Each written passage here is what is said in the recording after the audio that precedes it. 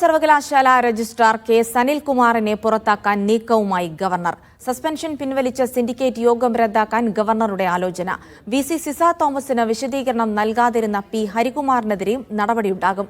ചാൻസലറുടെ പ്രത്യേക അധികാരം ഉപയോഗപ്പെടുത്തി സിൻഡിക്കേറ്റിനെതിരെ നടപടി സ്വീകരിക്കാനാണ് രാജ്ഭവൻ ആലോചന. ദിവസങ്ങളായി കേരള സർവകലാശാലയിൽ തുടരുന്ന ഭരണപ്രതിസന്ധിയാണ് ഗവർണർ സർക്കാർ പോരിലേക്ക് കൂടി കടക്കുന്നത്.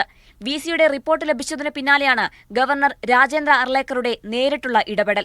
പ്രത്യേക അധികാരം ഉപയോഗിച്ച് രജിസ്ട്രാറുടെ സസ്പെൻഷൻ നടപടി തടഞ്ഞ സിൻഡിക്കേറ്റ് യോഗം റദ്ദു ചെയ്യാനാണ് രാജ്ഭവനിൽ തിരക്കിട്ട നീക്കം നടക്കുന്നത്. Registrar KS. അനിൽകുമാറിനൊപ്പം താൽക്കാലിക ചുമതല നൽകിയ ജോയിന്റ് രജിസ്ട്രാർ പി. ഹരികുമാറിനെതിരെയും നടപടിയുണ്ടാകും. വി.സി ആവശ്യപ്പെട്ട വിശദീകരണം നൽകിയില്ലെന്ന കാരണം കാണിച്ചാണ് പി. ഹരികുമാറിനെതിരെ നടപടിക്കുള്ള ആലോചന. സിസ തോമസ് ആകും ഹരികുമാറിനെതിരെ നടപടി സ്വീകരിക്കുക.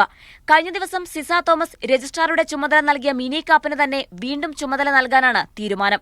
പി. ഹരികുമാർ വഹിച്ച ചുമതലകൾ അക്കാദമിക് വിഭാഗം ജോയിന്റ് രജിസ്ട്രാർ ഹേമ ആനന്ദന് നൽകും. ചാൻസലറുടെ അധികാരം ഉപയോഗിച്ച് ഗവർണർ ഉത്തരവിറക്കിയാൽ ഹൈക്കോടതിയെ സമീപിക്കാനാണ് സിൻഡിക്കേറ്റ് തീരുമാനം. ഗവർണർ സർക്കാർ പോരിന്റെ മറ്റൊരു കേന്ദ്രമായി കേരള സർവകലാശാല മുറുകുമ്പോൾ ഭരണതലത്തിൽ കൂടിയാണ് സർവകലാശാല പ്രതിസന്ധിയിലാകുന്നത്. മീഡിയ 1 തിരുവനന്തപുരം.